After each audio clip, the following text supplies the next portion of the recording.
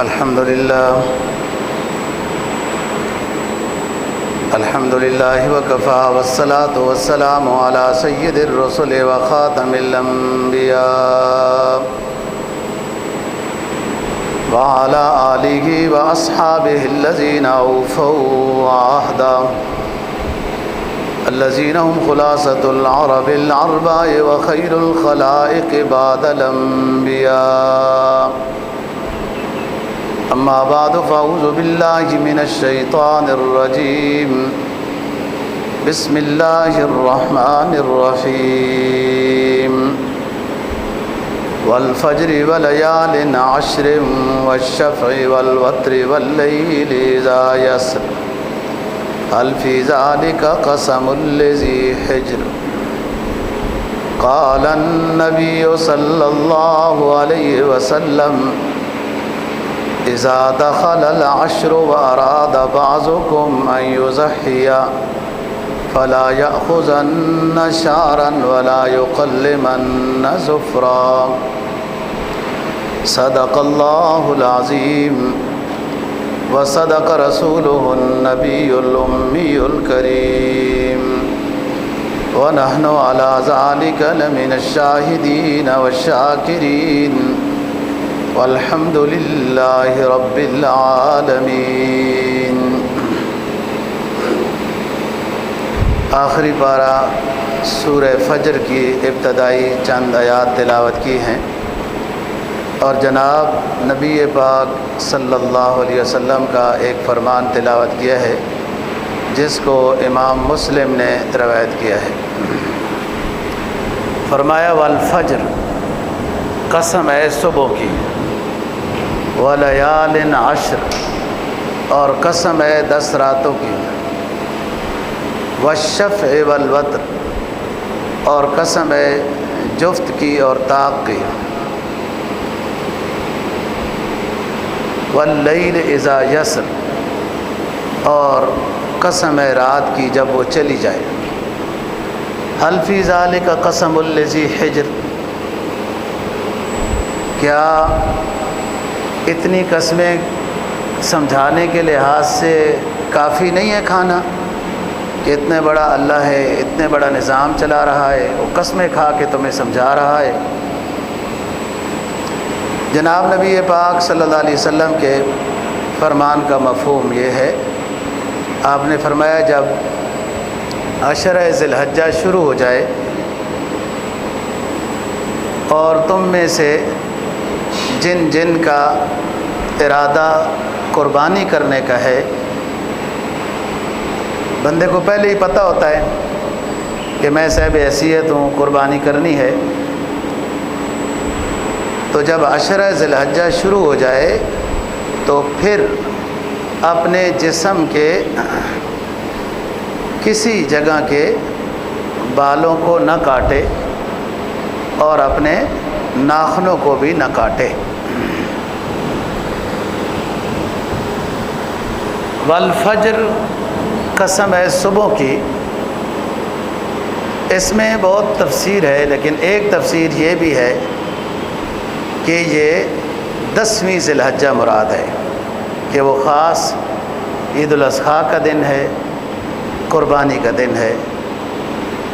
اور اس کی خصوصی وجہ ایک اور بھی ہے 10ویں ذی الحجہ کی. اسلامی طریقے سے پہلے رات آتی ہے، صبح دن آتا ہے. اب ہفتہ ہے نا جی، کل تو جو رات آئے گی پہلے یہ ہفتے کی رات ہوگی. لیکن 10ویں ذی الحجہ وہ دن ہے کہ جس کی رات ہے ہی نہیں، کیونکہ 10 ذی الحجہ جو دن ہے، آگے جو رات آ رہی ہے وہ تو 11 ذی الحجہ کی ہے، ٹھیک ہے، وہ اس کی نہیں ہے. اور جو رات گزر چکی ہے یہ 9ویں ذی الحجہ کے ساتھ ہے. 9ویں ذی الحجہ کی 2 راتیں ہیں، ایک تو 8ویں ذی الحجہ اور 9ویں ذی الحجہ کے درمیان میں رات ہے جو جس رات میں حاجی منا میں ہوتے ہیں. اور 9ویں ذی الحجہ کو ظہر کے بعد وقوف عرفہ شروع ہوتا ہے. وہ ظہر سے لے کر مغرب تک اصل وقت ہے وقوف عرفہ کا، اور مغرب سے لے کر صبح کی اذانوں تک بھی وقوف عرفہ کا وقت ہے۔ اگر کوئی شخص مجبوراً 9 ذی الحجہ دن کو ظہر کے بعد وقوف عرفہ نہیں کر سکا، بے ہوش ہو گیا، اللہ معاف فرمائے کوئی اور پریشانی ہو گئی، سو گیا، پتہ ہی نہیں چلا، جب پتہ چلا تو مغرب ہو چکی تھی، تو جو 9 ذی الحجہ اور 10 ذی الحجہ کے درمیان میں رات ہے، یہ بھی وقوف عرفہ کی رات ہے۔ اگر کوئی شخص 9 اور 10 ذی الحجہ کے درمیان میں رات کو پھر آتا ہے میدان عرفات سے، وقوف عرفہ اس کا ہو جائے گا، رکن اس کا ادا ہو جائے گا۔ ہاں وہ خاص ٹائم میں نہیں گیا تو اس وجہ سے اس کے ذمہ بکرا آئے گا، لیکن وقوف عرفہ ہو جائے گا۔ اب بعض جو حاجی صاحبان بیمار یا بے ہوش ہو جاتے ہیں،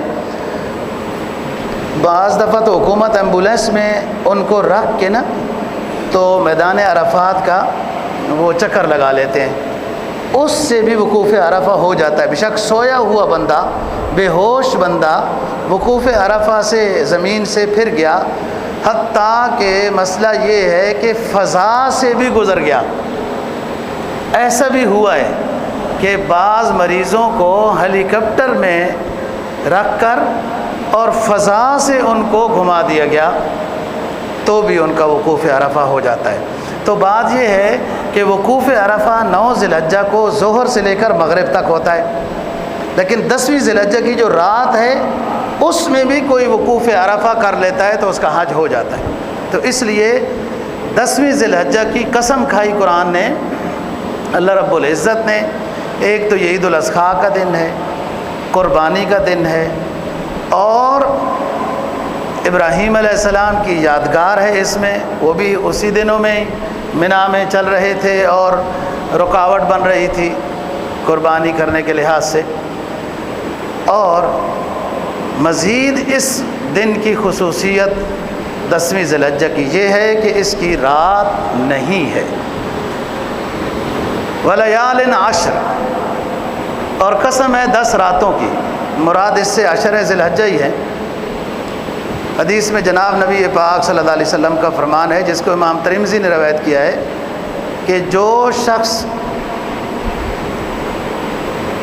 9 ذی الحجہ تک روزے رکھتا ہے، ہر روزے کا بدلہ ایک سال روزوں کے ثواب کے برابر ہے، ہر روزے کا بدلہ۔ 10ویں ذی الحجہ کو روزہ نہیں رکھنا، ہاں اگر بندے کے اندر قوا مضبوط ہیں تو صبح سے کچھ نہ کھائے، عید پڑھے، اس کے بعد قربانی کرے اور اپنی قربانی کا گوشت کھائے، کلیجی کھائے، یہ مستحب بات ہے۔ بعض لوگ اس کو بھی روزہ کہتے ہیں، یہ روزہ نہیں ہے، یہ اپنی قربانی، جتنی بھوک لگی ہوتی ہے نا اتنا کھانا زیادہ اچھا لگتا ہے، تو وہ کچا پکا ہوا ہوگا نا کلیجی وغیرہ، تو اس کو بہت پسند آئے گا کیونکہ صبح سے یہ کھانا نہیں کھایا ہے۔ تو بعض 10ویں ذی الحجہ کو روزہ کہہ دیتے ہیں، روزہ نہیں ہے۔ جو شخص اپنی قربانی کرنا چاہ رہا ہے، بہتر ہے کہ صبح عید والے دن کچھ نہ کھائے عید سے پہلے، اور عید کی نماز پڑھے، اس کے بعد قربانی کرے، اور پھر اپنا اس میں جانور کی جلدی کلیجی بن سکتی ہے وہ کھائے، مستحب ہے، ضروری نہیں ہے اس کے اوپر عمل کرنا۔ لیکن 9 ذی الحجہ تک روزے رکھنا، 1 ذی الحجہ سے شروع ہو کے 9 ذی الحجہ سمیت ہر روزے کا بدلہ 1 سال روزوں کے برابر ثواب ہے، بہت بڑی فضیلت ہے۔ اور اسی حدیث کا دوسرا حصہ یہ ہے کہ رات کی عبادت لیلۃ القدر کی رات کے عبادت کے برابر ثواب ہے، یہ عشر ذی الحجہ، وَلَيَالٍ عَشْرٍ، اور قسم ہے 10 راتوں کی کہ ان کی بھی بڑی فضیلت ہے۔ روزہ رکھنا سال کے برابر ثواب، اور رات کی عبادت لیلۃ القدر کے برابر ثواب۔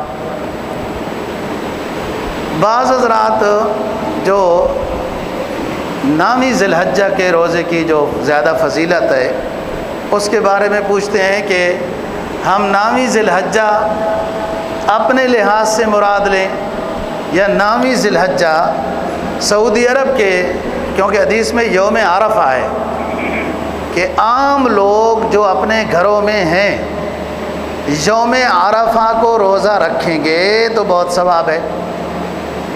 عجیب نظام ہے، حاجی کو نامی ذی الحجہ کو روزہ رکھنے کی اجازت نہیں ہے حاجی کو، کیونکہ اس کا ادھر مشقت کا کام ہے۔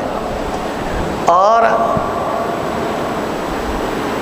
جب آپ صلی اللہ علیہ وسلم نے حج کیا تو بڑی لمبی دعا تھی، اور آپ ادھر تشریف لے گئے جبل الرحمہ میں، اور کبھی آپ ہاتھوں کو بہت لمبا کر لیتے تھے، کبھی جیسے پھر تھوڑا کم کر لیتے تھے، بہت لمبی دعا تھی۔ اور سب دعائیں آپ صلی اللہ علیہ وسلم کی خلاصہ یہی ہے، امت کی ہدایت کے لیے یہ دعائیں ہیں کہ ان کو اللہ تعالیٰ ہدایت دے، گناہوں سے بچائے۔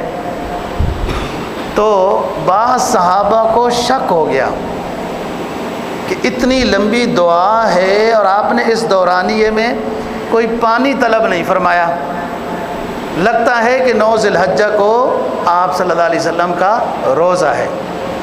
ام فضل رضی اللہ تعالیٰ عنہ آپ کی چچی ہیں، حضرت عباس رضی اللہ تعالیٰ عنہ کی زوجہ محترمہ ہیں۔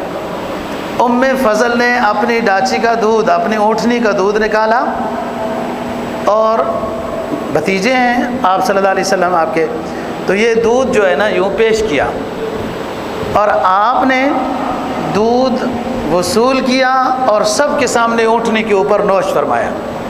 وہ مسئلہ جو شک میں تھا کہ اتنی لمبی دعا آپ صلی اللہ علیہ وسلم کر رہے ہیں اور درمیان میں کوئی پانی طلب نہیں فرمایا، بعض لوگوں کو شک ہو گیا تھا کہ آپ کا روزہ ہے، تو وہ شک دور ہو گیا کہ حاجی صاحبان نے 9 ذی الحجہ کو روزہ نہیں رکھنا، تاکہ وہ جو وہاں وقوف عرفہ ہے، جو وہاں قیام ہے، جو دعائیں ہیں، ان میں کمی نہ رہ جائے۔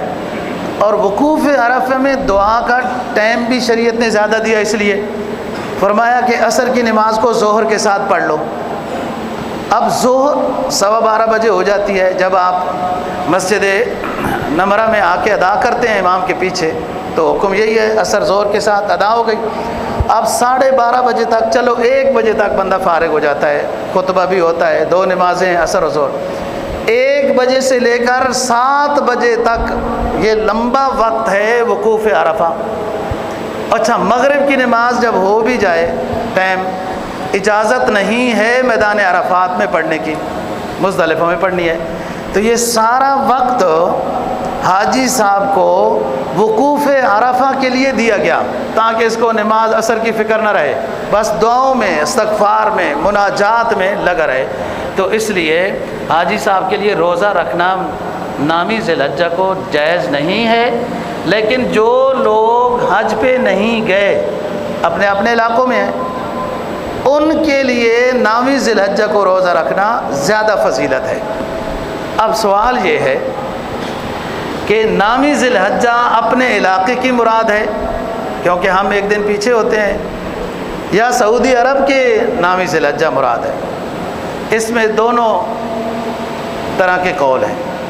بعض حضرات یہ کہتے ہیں کہ چونکہ یوم عرفہ حدیث میں آیا ہے اور یوم عرفہ سے مراد عرفات کے دن کا جو وقوف ہے، اس دن دوسرے لوگ روزہ رکھیں، لہذا سعودی عرب کے مطابق نامی ذی الحجہ کا روزہ ہے۔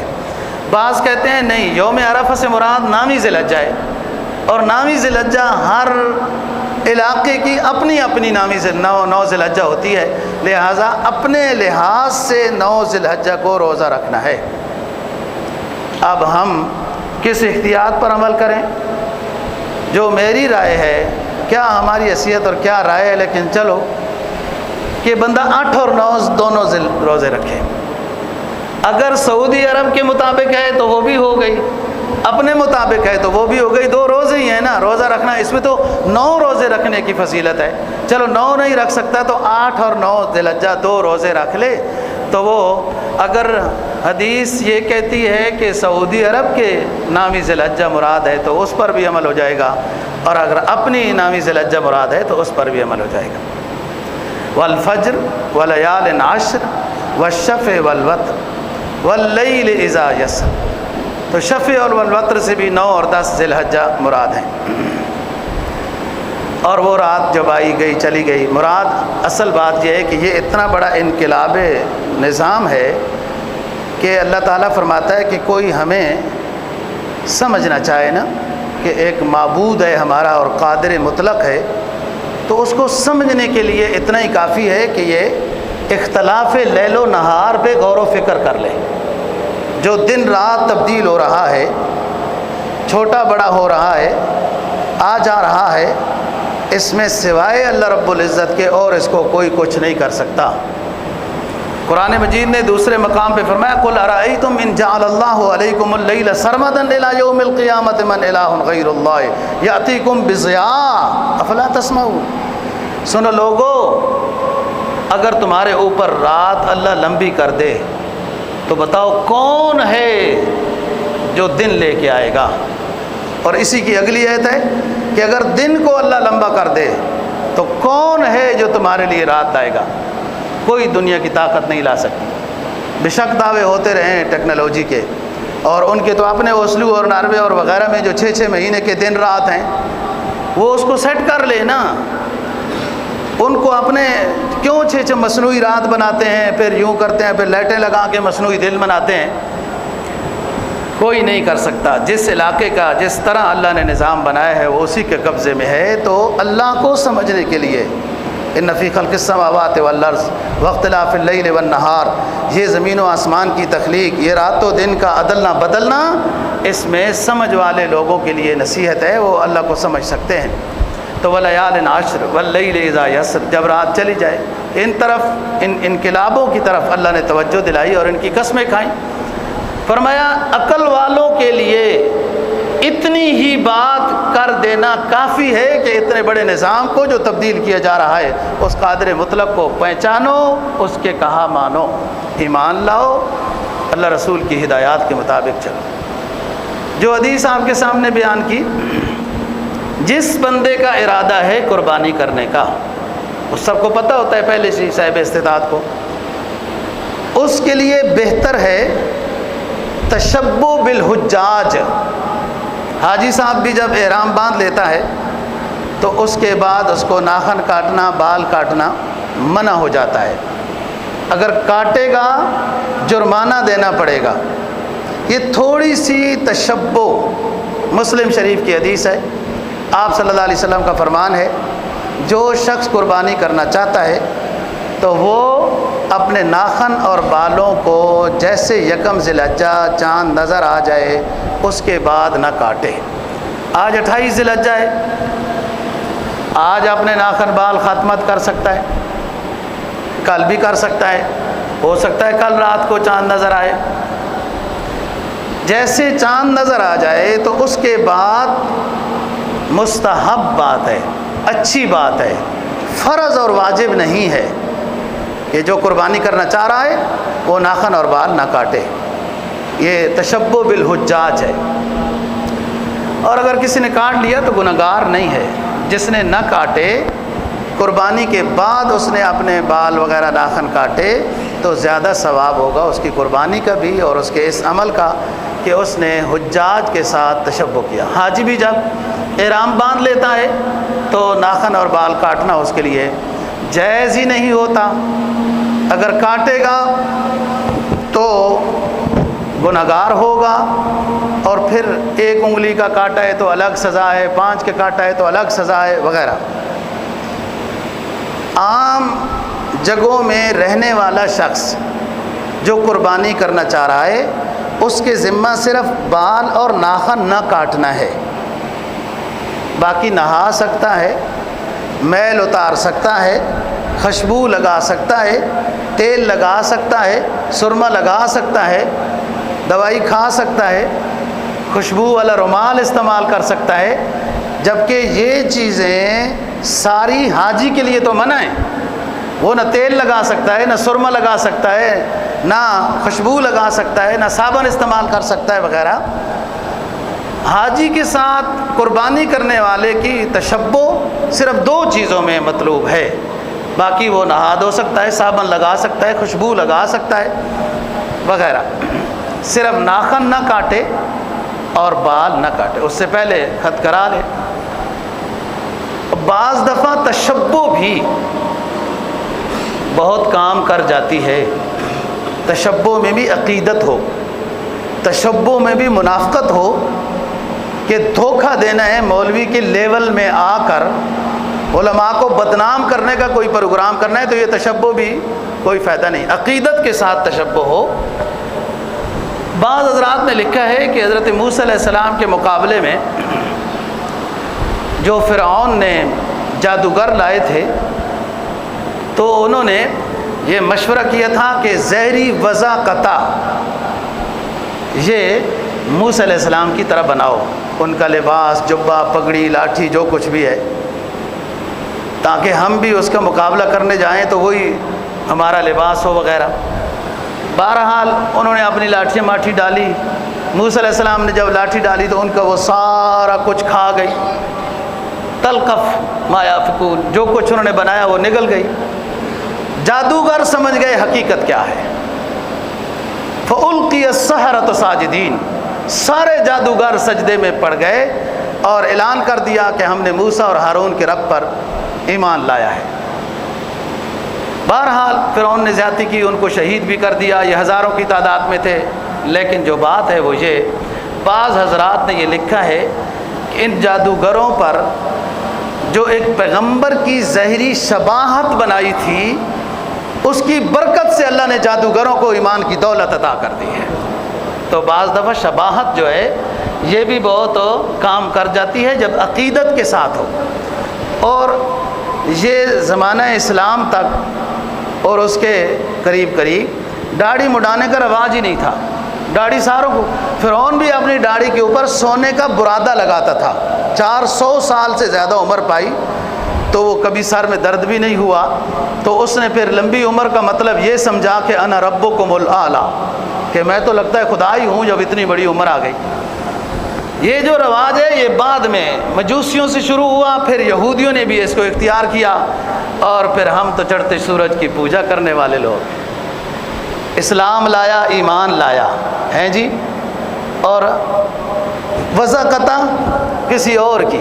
مسلمان کو سمجھنا چاہیے ہماری عقیدت و محبت اپنے پیغمبر کے ساتھ ہے، اللہ رسول کا کہا کیا ہے، تو وہ داڑھی والے، جبے والے، پگڑی والے، ایمان کی دولت۔ بعض حضرات نے، اہل تصوف نے لکھا ہے کہ جادوگروں کو ظاہری مشابہت کی وجہ سے اللہ نے پیغمبر کی وضع قطع جو انہوں نے بنائی لباس میں، اللہ کو یہ ادائی اتنی پسند آ گئی کہ ان سارے کے ساروں کو ظاہری وضع قطع کی وجہ سے موسیٰ علیہ السلام کے اوپر ایمان لانے والا بنا دیا، قبول ہو گیا، اور ان کا ایمان اتنا مضبوط۔ فرعون نے کہا میں قتل کر دوں گا، میں یوں کر دوں گا، لَأُصَلِّبَنَّكُمْ فِي جُذُوعِ النَّخْلِ وَلَتَعْلَمُنَّ أَيُّنَا أَشَدُّ عَذَابًا وَأَبْقَىٰ۔ ان نوجوانوں نے کہا، اور جادوگر اب تو جادوگر نہیں، اب تو صحابی ہیں حضرت موسیٰ علیہ السلام کے جی۔ انہوں نے کہا فرعون لمبی چوڑی تقریر کی ضرورت نہیں ہے، فَاقْضِ مَا أَنْتَ قَاضٍ، جو کر سکتا ہے کر لے، ہم نہیں ایمان سے پھریں گے، ہمارا ایمان دلوں میں گھس چکا ہے۔ تو مشابہت کام آئی۔ علامہ مجذوب کہتے ہیں نا، یار اب تیرے محبوب کی شباہت لے کر آیا ہوں، بڑی بڑی نیکیاں تک تو ریاضت تو نہیں کر سکتا، لیکن لباس آپ کے نبی صلی اللہ علیہ وسلم کا بنا لیا ہے، وضع قطع داڑھی اور پگڑی بنا لیے۔ اب تو لوگوں نے ہمارے اوپر اتنے ڈاکے ڈالے، اپنے آل اسلام والے بعض فرقوں نے ایسے ڈاکے ڈالے کہ ہمارے سر کو تو نماز میں بھی ننگا کر دیا۔ سنت تو یہ ہے دوستو کہ عام حالات میں بھی سرکار دو جہاں صلی اللہ علیہ وسلم کا سر ننگا نہیں ہوا، عام حالات میں بھی، جہاد میں بھی، گلی کوچوں میں بھی، بازار میں جاتے ہوئے بھی۔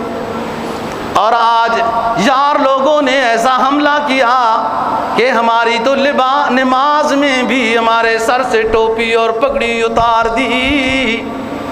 یار اب تیرے محبوب کی شباہت لے کر آیا ہوں، حقیقت کر دے میں صورت لے کر آیا ہوں۔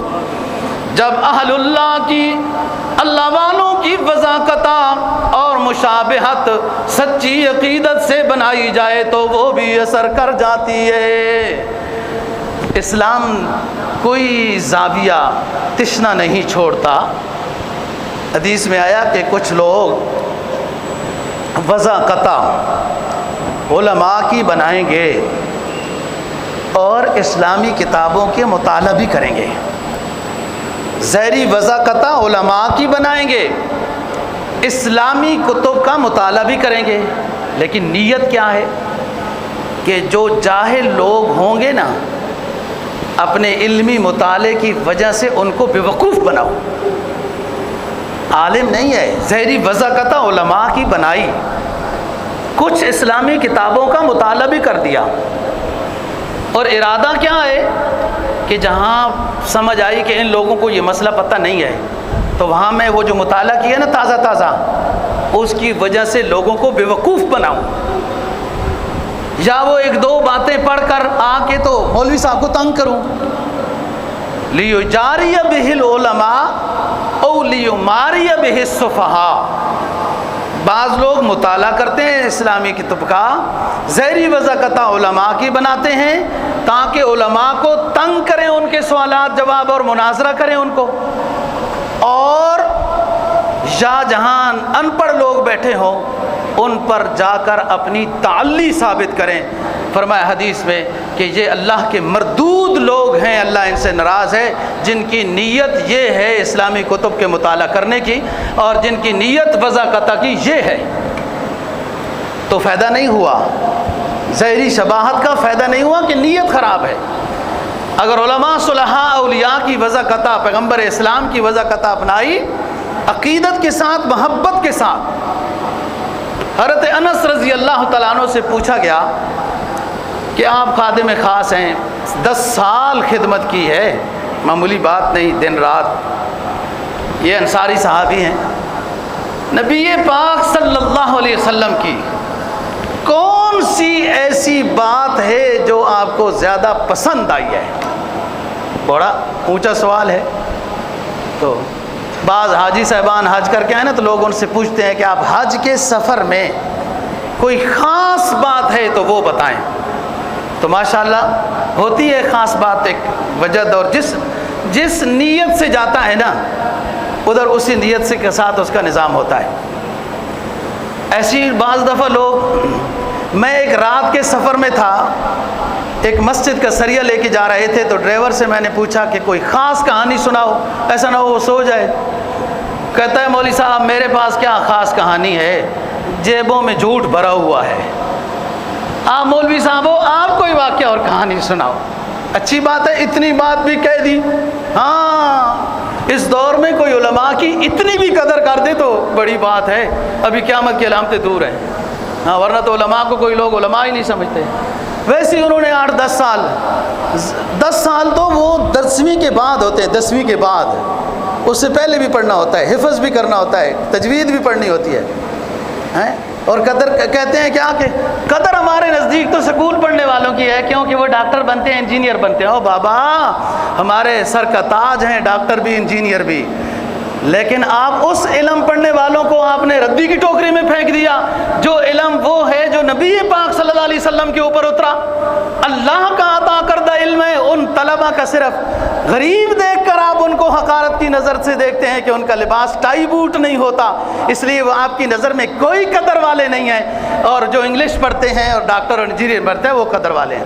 ہمارا سینہ اتنا تنگ نہیں ہے، ہم انجینئر اور ہر علوم عصریہ پڑھنے والے کی قدر کرتے ہیں، لیکن علم علم علم اصل وہ علم ہے جو اللہ نے اپنے نبی اکرم صلی اللہ علیہ وسلم کے قدب اطہر پہ نازل کیا، اور وہ قرآن اور حدیث ہے، اس کو پڑھا جاتا ہے۔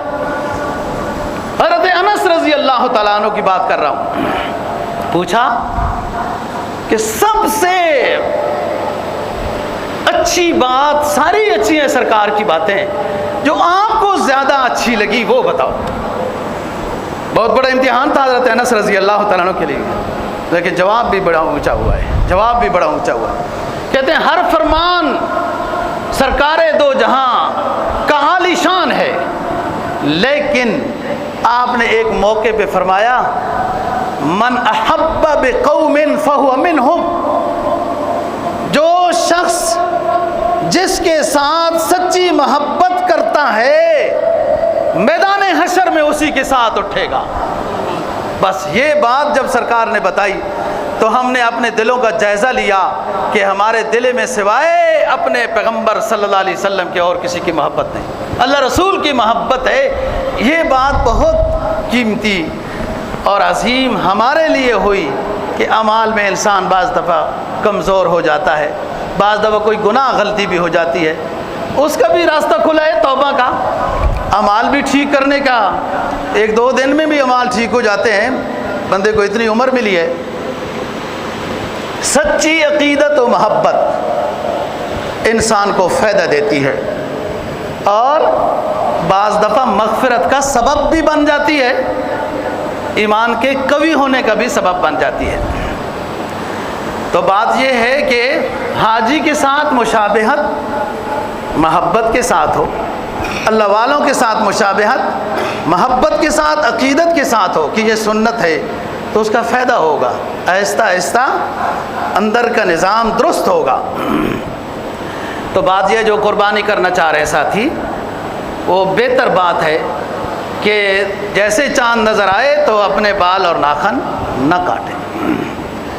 قربانی کرنے والے حضرات کے لیے اہم بات یہ ہے کہ اگر ذرہ برابر بھی نیت میں گڑبڑ ہوئی کہ چلو گوشت کھا لیں گے یا لوگ کیا کہیں گے کہ یہ قربانی نہیں کر رہا ہے تو بڑا بندہ، تو اس قربانی کا کوئی فائدہ نہیں ہے۔ 7 آدمی قربانی میں شریک ہیں، 6 کی نیت درست ہے، 1 کی نیت گڑبڑ ہے، 7 کی قربانی نہیں ہوگی۔ اور جو بد نیت شخص ہے اس کو سب کا گناہ ملے گا۔ بات یہ ہے کہ عبادت ہے، کوئی بھی عبادت آپ کرتے ہیں اس میں جب آپ کی نیت ٹھیک نہیں ہے تو عبادت نہیں ہوگی۔ آپ جمعہ پڑھنے آئے اس لیے آئے کہ سارے دفتر والے جمعہ پڑھنے گئے ہیں، میں نہیں جاؤں گا تو لوگ کیا کہیں گے، دل جمعہ پڑھنے کا نہیں ہے، دکھلاوے کا جمعہ ہے، تو کوئی فائدہ نہیں جمعے کا۔ حج اس لیے کرنے گئے، لوگ کیا کہیں گے اس نے حج نہیں کیا، کوئی ارادہ حج کا نہیں تھا۔ تو جب نیت ٹھیک نہیں تو نماز روزے کا بھی کوئی فائدہ نہیں، حج کا بھی کوئی فائدہ نہیں۔ ایسی ہی جب نیت ٹھیک نہیں تو قربانی عبادت ہے، قربانی عبادت ہے، جیسے اور عبادت نیت ٹھیک نہ ہونے کی وجہ سے ضائع ہو جاتی ہے، ایسی ہی قربانی بھی عبادت ہے، نیت ٹھیک نہ ہونے کی وجہ سے ضائع ہو جائے گی۔ پھر ایک اہم بات ہے، قربانی کا جانور خریدا، بھاگ گیا یا ٹانگ ٹوٹ گئی، یہ بندہ مالدار ہے، اب اس نے یہ نہیں سمجھنا کہ قربانی کا جانور تو خرید لیا تھا، نیت تو ہماری ٹھیک تھی، جب اللہ نے جو لے لیا اب گم ہو گیا یا گر گیا، ٹانگ ٹوٹ گئی، اور وہ قربانی نہیں کرتا۔ یاد رکھو، امیر آدمی نے جانور لیا، مر گیا یا گم ہو گیا، بھاگ گیا یا ٹانگ ٹوٹ گئی، قربانی معاف نہیں ہوگی، قربانی پھر بھی کرنی ہے۔ نماز پڑھ رہے ہیں، وضو ٹوٹ گیا تو نماز معاف ہو گئی، کیونکہ ہم نے تو وضو بنایا تھا، مسجد میں آئے تھے، یہ ہوا تھا، تو اب وضو ٹوٹ گیا تو ٹھیک ہی جی، اب کیا کریں، ہم نے تو اپنی طرف سے کر ہی لیا تھا، ایسا نہیں ہے۔ اگلی بات، اگر غریب آدمی جس پر قربانی واجب نہیں ہے لیکن وہ قربانی کرنا چاہتا ہے، قربانی ہوگی، اس کو ثواب ملے گا، اچھی بات ہے، کرنی چاہیے۔ جانور خرید کے لایا غریب آدمی جس پر قربانی واجب نہیں ہے، صاحب حیثیت نہیں ہے، قربانی بھاگ گئی، گم ہو گئی، تو اس کے ذمہ قربانی ختم ہے، پہلے ہی نہیں تھی، اب جانور گم ہو گیا، اس کے ذمہ دوسرا جانور خرید کر قربانی کرنا لازم نہیں ہے، امیر پر لازم۔ لیکن غریب پر قربانی واجب نہیں تھی، اس نے جب خرید لیا تھا تو پھر معین ہو گیا تھا۔ نفل نماز پڑھنا واجب نہیں ہے، نفل ہے، جب شروع کر دیتا ہے بندہ تو واجب ہو جاتا ہے، اس کی تکمیل، لا تبطلوا اعمالکم، قرآن کی آیت ہے۔ فرض کفایہ جنازہ فرض کفایہ ہے، آپ نہیں گئے کوئی بات نہیں، جب شروع کر دیا تو اب ضروری ہو گیا ہے۔ غریب پر قربانی واجب نہیں تھی، اس جانور خرید لایا، وہ اب لازم ہو گیا ہے، وہ بھاگ گیا معاف ہو گیا ہے، لیکن اتفاق سے وہ جانور مل گیا، تو 4 دن بعد مل گیا، تو غریب کو وہ جانور قربان کرنا لازم ہے۔ نہ ملے غریب کو جانور جو گم ہو گیا معاف ہے، لیکن جیسے نفل نہ پڑے معاف ہے، کوئی بات نہیں، شروع کر دیے توڑے تو ان کی قضا واجب ہے۔ اس نے قربانی کا جانور خریدا، اس کے ذمہ لازم نہیں تھا، وہ معین ہو گیا، بھاگ گیا نہیں ملا، قربانی معاف ہے، دوبارہ خریدنے کی ضرورت نہیں۔ لیکن اگر مل گیا تو وہ قربانی کے لیے معین ہو گیا تھا، وہ نظر کے حکم میں چلا گیا ہے۔ اب جیسے بھی ہے انہی دنوں میں مل جائے، بعد میں مل جائے، تو اس کو صدقہ کرنا، ذبح کرنا ضروری ہے۔ اگلی بات، ایک اور اہم بات، کہ جب اجتماعی قربانیوں میں لوگ حصہ ملاتے ہیں، جیسے ہم بھی بہت تھوڑی تھوڑی یہ خدمت کرتے ہیں، کیونکہ بندہ اتنا کام کرے جتنا وہ کر سکتا ہے۔ پہلے مدرسوں کو یہ لالچ ہوتی تھی کہ قربانی کی کھال جو ہے وہ اچھے داموں بکتی تھی۔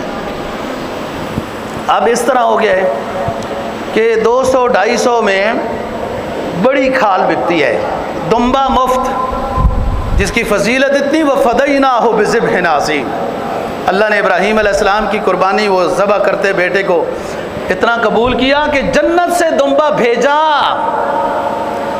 اور اہل دانش نے تو یہ مشورہ کیا کہ قربانی کی کھالیں لو ہی نہیں، دمبا تو مفت، بکرے کا 50 روپیہ، اور جو لاکھ روپے کا جانور آتا ہے 250 اور 300 روپے کی۔ یہ مشورے کے ساتھ پروگرام طے ہوا۔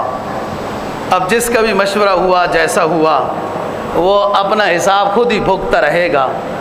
اب مدرسوں کو اجتماعی قربانی کا سوائے اپنے نمازیوں کی خدمت کے جذبے سے اور کوئی مالی فائدہ نہیں ہے، کیونکہ وہ 10 کھالیں بھی مل کر جو ہے وہ مشکل سے 3000 اور بڑی ذلت کے ساتھ بیچنی پڑتی ہیں، منتیں کرنی پڑتی ہیں، پھر بھی لوگ نہیں لیتے۔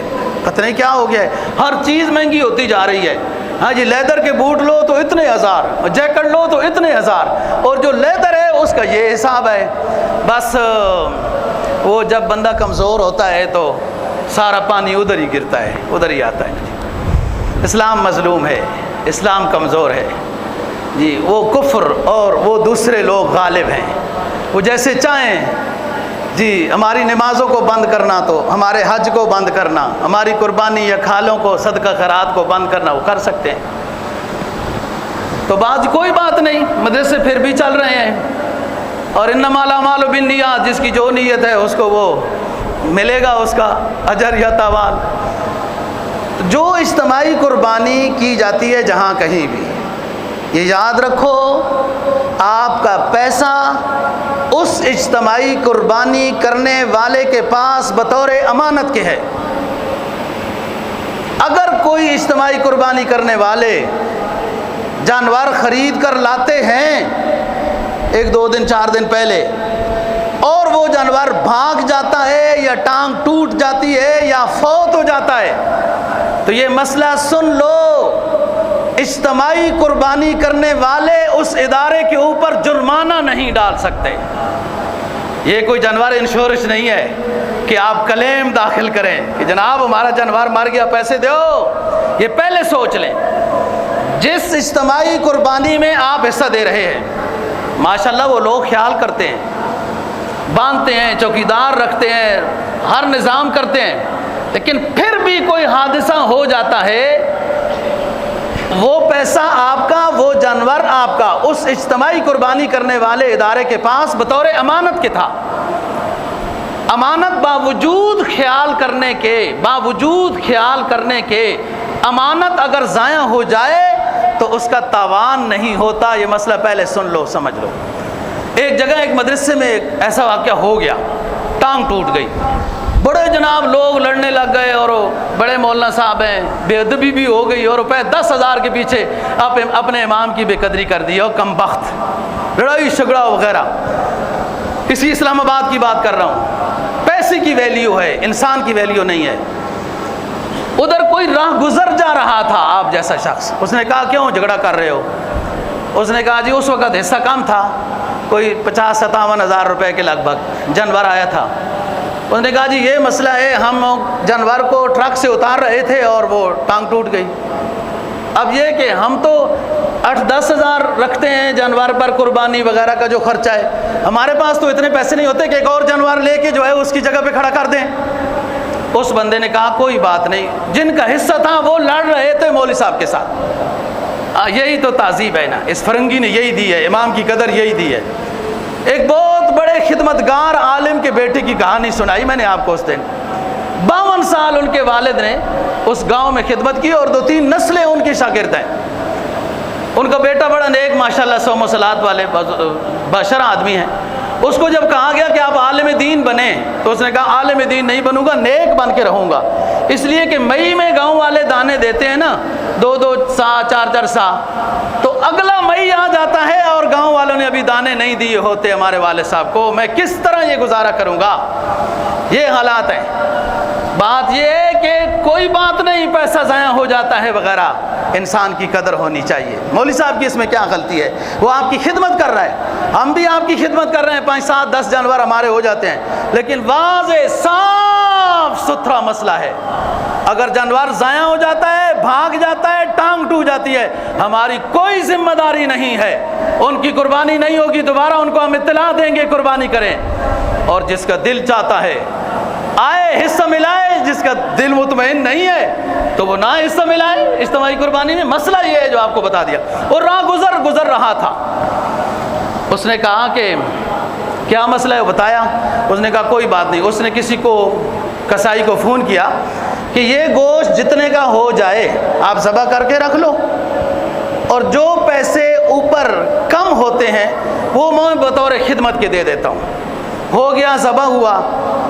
دیکھو نیت، تنازع مٹانے والا شخص بہت اونچا ہوتا ہے. تنازع مٹانے والا شخص بہت اونچا ایمان والا ہوتا ہے. وہ جانور کا گوشت اتنا نکلا کہ مولوی صاحب کو 5000 نفع ہو گیا. اس بندے کی تاوان دینے کی ضرورت ہی پیش نہیں آئی. لیکن جن کے حصے تھے ان کے لڑنے کی بھی تو پھر آپ مبارکباد دیں. قربانی عظیم عبادت ہے. اور حضرت ابراہیم علیہ السلام کی سنت دیکھو بھائی، وہاں تو بیٹا، اور ابراہیم علیہ السلام دیکھو اللہ کے خلیل ہیں. قرآن کیا کہتا ہے؟ اللہ جتنا بندہ اللہ کا قریبی ہوتا ہے اس کا نظام ہے اپنا، اس کو زیادہ آزمائش میں مبتلا کرتا ہے. فرمایا وَإِذِ ابْتَلَىٰ إِبْرَاهِيمَ رَبُّهُ بِكَلِمَاتٍ فَأَتَمَّهُنَّ. خلیل کے رب نے خلیل کو آزمایا بہت آزمائشوں میں، اور خلیل کو کامل اور مکمل تمام امتحان میں کامیاب پایا. کبھی آگ میں ڈالے گئے، استقامت کے ساتھ رہے. کبھی والد کو چھوڑا، اس سے مقابلہ ہوا. کبھی اپنی اولاد کو وادی غیر ذی زر میں چھوڑا. اور جب بچہ 9-10 سال کا ہوا تو کیا کہتے ہیں؟ فلما بلغ ماء السعي قال يا بني اني ارى في المنام اني اذبحك فانظر ماذا ترى قال يا ابت افعل ما تؤمر ستجدني ان شاء الله من الصابرين. والدین جانتے ہیں اولاد کے ساتھ کتنی محبت ہوتی ہے. اولاد کی بیماری، سر کا درد بھی والدین کی محبت برداشت نہیں کر سکتی. بچہ سکول سے تھوڑا دیر سے آ جائے، والدین پھڑکنے لگ جاتے ہیں. یہ ان کی فطری محبت ہوتی ہے. اور ادھر امر ربی کیا ہے کہ اے ابراہیم، ہم آپ کو دیکھتے ہیں کہ آپ اپنے بیٹے کو ذبح کر رہے ہیں. اللہ کا خلیل اپنے 9-10 سالہ بچے سے مشورہ کر رہا ہے، اے میرے پیارے بچے، انی ارا فی المنام، ڈائریکٹ حکم بھی نہیں ہوا، وحی بھی نہیں آئی، خلیل کو خواب میں یہ منظر دکھایا گیا کہ خلیل اس خواب کے اوپر عمل کرتا ہے یا نہیں۔ بیٹے سے مشورہ کیا، بیٹے نے کہا ابا جی میں بھی خاندان نبوت سے تعلق رکھتا ہوں، لیکن اپنے آپ کو اونچا نہیں کہتا، انشاءاللہ تجدنی انشاءاللہ من الصابرین۔ میرے ابا جان آپ کو جو خواب میں حکم ہوا وہ کر گزریے، انشاءاللہ تعالی مجھے ذبح ہونے میں صابرین میں سے پائیں گے۔ فلما اسلما وتلہ للجبین ونادیناہ ان یا ابراہیم قد صدقت الرؤیا انا کذالک نجزی المحسنین وفدیناہ بذبح عظیم۔ اللہ کے خلیل نے اپنے لخت جگر کو لٹایا، جب حسن نبوت کی کرنیں خلیل پر پڑی تو بیٹے نے ہی رائے دی، ابا جان میرا چہرہ اپنے سے دوسری سائڈ میں کر لیجئے، کہیں آپ کو ذبح ہونے میں پسر کی محبت آڑے میں نہ آ جائے۔ فلما اسلما وتلہ للجبین ونادیناہ ان یا ابراہیم۔ سری چلائی جا رہی ہے، سری کاٹتی نہیں ہے، اور اوپر سے آواز آئی اے میرے خلیل قد صدقت الرؤیا، آپ کو خواب میں یہ منظر دکھایا گیا تھا کہ آپ اپنے بیٹے کو ذبح کر رہے ہیں، ذبح شدہ نہیں دکھایا گیا تھا، آپ کی خواب پوری ہو گئی۔ وفدیناہ بذبح عظیم۔ اللہ نے جنت سے دمبا نازل کر دیا، اے میرے خلیل اب چھری چلائیے، میرا امر ہے اب چھری چلے گی، اور یہ دمبا اللہ کے نام پہ قربان کر دیجئے۔ ابراہیمی نظر پیدا بڑی مشکل سے ہوتی ہے، ہوس چھپ چھپ کے پہلو میں بنا لیتی ہے تصویریں۔ لوگوں نے تو اپنے بیٹے قربان کرنے کے لیے بچھا دیے، چھری چلا دیے، اور ہمارے اوپر اللہ کا وہ رحم و کرم شامل حال ہوا سید دو جہاں صلی اللہ علیہ وسلم کی برکت سے کہ جانور کو قربانی کرو، اور اس کے بعد سب سے بہترین تمہاری دعوت اپنے قربانی کے جانور کا گوشت کھاؤ۔ یہ فیضان نظر تھا یا مکتب کی کرامت تھی؟ سکھلائے کس نے اسماعیل کو آداب فرزندی؟ آج والد اپنے بچے کو کہے چلو بچے مکتب میں جانا ہے، قرآن پڑھنا ہے، چلو بچے جلدی جانا ہے، نماز باجماعت پڑھنی ہے، بچہ تیار نہیں ہوتا۔ اور خاندان نبوت کی داستان کیا ہے کہ بچہ ذبح ہونے کے لیے بھی تیار ہو جاتا ہے۔ اللہ تعالیٰ نے اس واقعے کو اس لیے دوستو بیان کیا ہے کہ لوگوں کو قربانی کرنا آسان ہو، کہ ہمارے اسلاف تو وہ ہیں کہ اولاد کو قربان اب بھی کر رہے لوگ، جہادوں میں وغیرہ اولادیں قربان ہو رہی۔ آخری 1 منٹ لینا ہے۔ ہم گزشتہ 1-2 ہفتوں سے مسجد کے سولر کے بارے میں مشورے کر رہے تھے، اور آپ سے چندے کی یہ اپیل کی تھی کہ ابھی جمع نہ کرائیں، سنبھالنا مشکل ہوتا ہے، یہ بھی بہت بڑی اہم بات، امانت بھی ہے، عبادت بھی ہے۔ تو مختلف جگہوں میں بات چیت ہوئی، دل مطمئن نہیں ہوا، کہیں سوال کا جواب صحیح نہیں ہوا، کسی کو ہم جانتے نہیں تھے تو وہ کہتے تھے 80% پہلے دے دو، وہ جو پیسے لے کے بھاگ جائے میں کدھر کدھر پیچھے جاؤں گا۔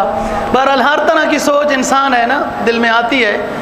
تو مشورے کے بعد ہم نے سکھائے ہوئے یہی جو کلثوم پلازے والے جناب انور صاحب اللہ صاحب ہیں، ان کا جو ادارہ ہے سکھائے ہوئے کلیکٹریٹ کے پتہ نہیں کیا نام ہے، وہ ادھر ہی قریب دفتر ہے ان کا، ان کو مسجد کے 20 کلو واٹ کے لحاظ سے ٹھیکہ دیا ہے۔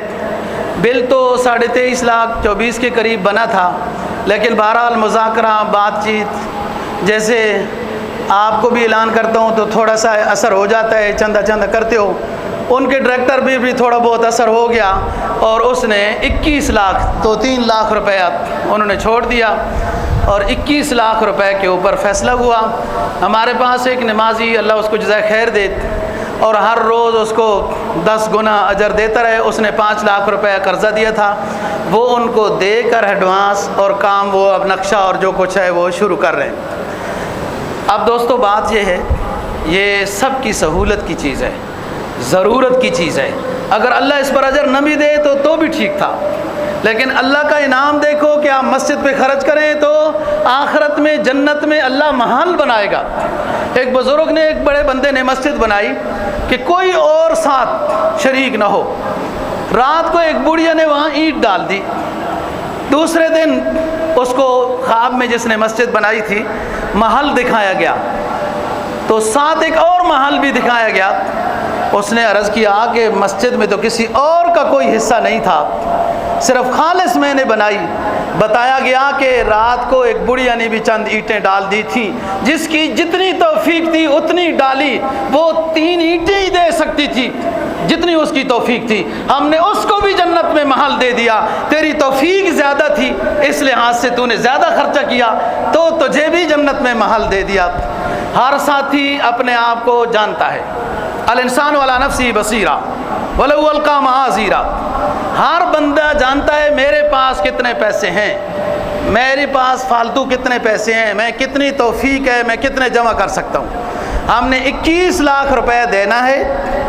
اجتماعی چندہ فی الحال تو تنخواہوں کے لیے ہوگا، ہر ساتھی جو دینا چاہے۔ دیکھو وہ 3 اینٹوں کی بھی بات ہے، جو لاکھوں کروڑوں کو مالک ہے نا دوستو، وہ ادھر ہی رہ جائے گا، پیچھے کوئی لڑتے بھیڑتے رہیں گے، تقسیم میں ہی تنازع ہوتا رہے گا، پھر مفتیوں کی خدمتیں ہوتی رہیں گی کہ وراثت تقسیم کریں۔